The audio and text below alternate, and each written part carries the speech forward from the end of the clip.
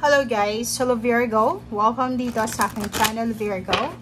Alamin natin kung anong messages, vibration, gabay, energy para sa last 2 weeks ng January 2024. Virgo, Virgo, Virgo. Kung bago ka sa channel ko, thank you sa pagdalaw sa aking channel. Please like, share, and subscribe. Pakipress ang notification bell button guys para kayong unang makapanood sa mga videos na ina-upload natin. Okay, Virgo. Ito ay general reading, so pwede kang makaresonate. Gamitin mo lang ang iyong intuition. Same din dito sa, eto, dalawan to, is same sa Taurus and Capricorn. Okay guys, so dito sinasabi ng baraha sa'yo na kailangan natin na panindigan kung ano yung gusto nating mangyari sa buhay natin. Kailangan natin ipaglaban ang mga pangarap natin sa buhay. Kailangan mong mag-pray, kailangan mong mag-manifest, kailangan mong magtiwala sa milagro, parang ganun yung sinasabi. Dito sinasabi ng barahan na pwedeng makuha mo yung clarity, yung answers, solusyon, resolution sa mga pinagdadaanan mo or kung ano man tong mga confusion sa buhay mo through prayers, through manifestation and positive affirmation.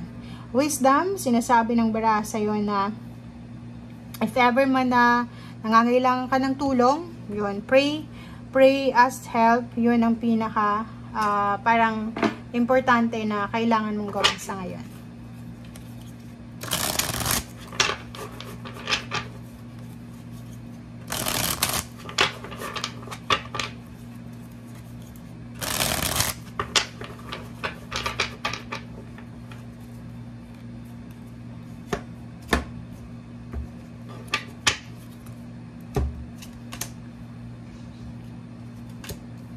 Okay. Nakikita mo dito yung baraha mo na sobrang ganda. Andito ka sa 8 of Air, 'di ba? So, siguro yung iba sa inyo makaka-resonate dito na kasalukuyan kayong nagdududa sa sarili nyo, confused kayo sa mga sitwasyon, stagnant yung situation mo, hindi ka makakilos, hindi ka makagalaw, hindi mo alam kung saan ka lalabas sa sitwasyon na to, hindi mo alam kung sino yung lalapitan mo, hindi mo alam kung ano na yung next move mo. But sinasabi ng baraha sa'yo na for the last 2 weeks ng January 2024, nandito na yung 10 of Air, makakaalis ka na dyan. Matatapos na itong 8 of Air mo, matatapos itong pagdududa sa sarili, confusion, matatapos na itong stagnation, restrictions na pinagdadaanan mo sa ngayon dahil magkakaroon ka ng recovery, side recovery sa relationship, sa pain, heartache, sa mga nawala sa'yo, reclaiming your power, and makakalaya ka na sa kung ano man ito na kung saan ka man nakakulong sa ngayon na sitwasyon.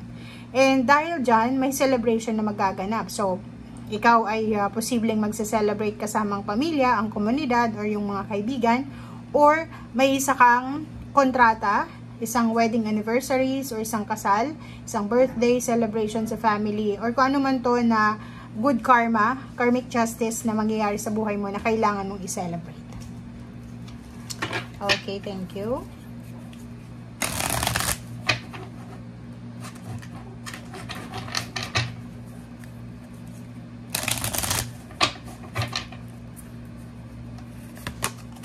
Okay, Four of Air, Queen of Water, and King of Air. So, kung makikita mo dito, sinasabi ng baraha sa'yo na kailangan mong maging objective. Okay? Kailangan nating maging objective. Kailangan nating hanapin yung tamang information, tamang tao.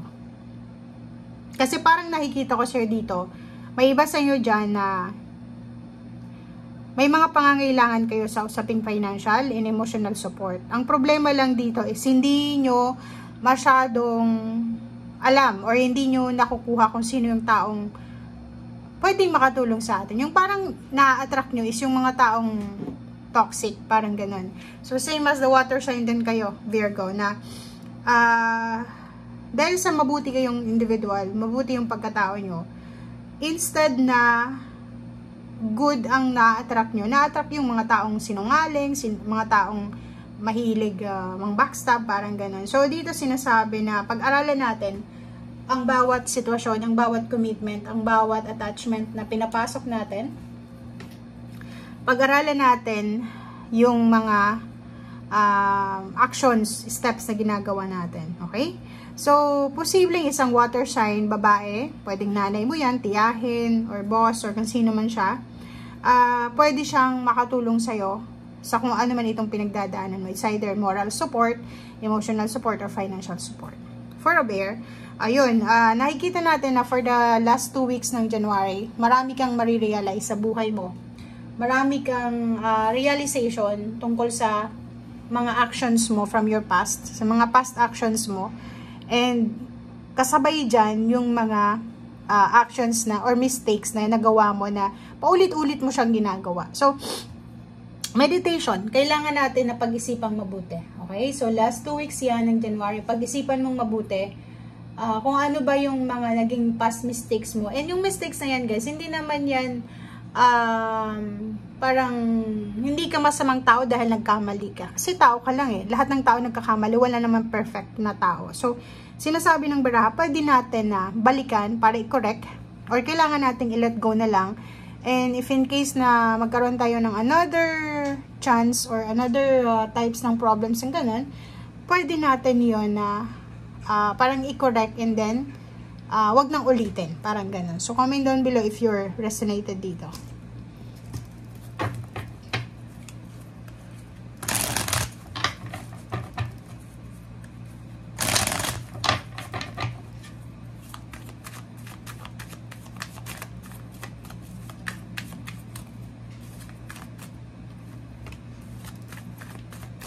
Okay, Virgo, Virgo. Okay. Nakikita mo tong reverse na temperance tsaka celebration. May iba sa inyo dito, Virgo, na may i-celebrate talaga naman kayo, 'di ba? Kaso lang, may iba sa inyo dito na masyado kayong impatient, 'di ba? Hindi kayo makapaghintay. Kasi siguro ang tagal niyo nang naghihintay, it's either 3 years, 4 years, or ilang taon na, ilang dekada na kayong naghihintay. But ngayon sinasabi ng baraha sa inyo na yun yung pinaka-importanting qualities nyo, 'di ba? Yung mapagpasensya kayo, mapasensya. Kaso lang, this last 2 weeks na to ng January, may isang 7 of Swords dito. Parang siya yung magti-trigger ng emotion mo. So, ingat-ingat tayo kasi pwede kang magkaroon ng temptation. Pwedeng may pumasok sa buhay mo para i-tempt ka na, uy, alam mo ba Virgo, ganito, ganyan. Ang bagal ng progress mo. So, parang magdududa ka sa sarili mo. So, dito sinasabi ng Empress na to na alagaan mo kung ano yung ideas na nandyan sa isip mo. Huwag mong i-share. Kasi once na i-share mo yan, pwedeng nakawin yan ng mga tao sa paligid mo. Okay? So, since sobrang bait mo, kahit nakawin yan, ibibigay mo na lang. So, dito sinasabi ng baraha sa'yo na malapit na yung celebration, makukuha mo kung ano yung deserve mo. Lahat ng sacrifices na ginagawa mo sa ngayon ay ibabalik yan sa'yo ng universe. So, yun, take care of your body. Kung may anak ka, take care of your family, yung anak mo or magulang. Yun yung sinasabi ng baraha. And take care of your thoughts din. Lalo na yung mga good ideas, business ideas, or kung ano man to na pwedeng magbigay ng improvement sa buhay mo. Kailangan mo siyang bantayan kasi pwedeng nakawin yan ng mga tao sa paligid mo. Okay? Thank you guys. Bye!